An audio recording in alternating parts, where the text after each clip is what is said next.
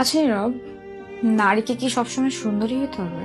তোমার কাছে কি মনে হয়, নারী কি অহংকারী নাকি রহস্যময়ী?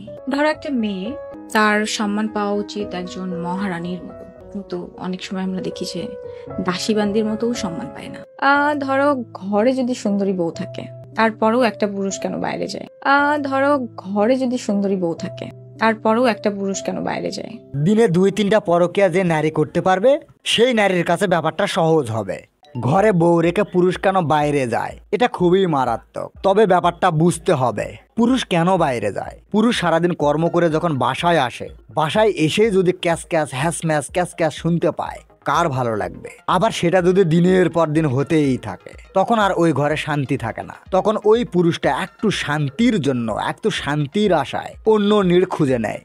তোমাকে ছাড়া যায় না, কিন্তু অন্য নীড়ে সুখ নিয়ে আবার তোমার কাছে আসতে হয়। ওই যে স্বামী সন্তান নিয়ে সংসার আছে বলে কথা।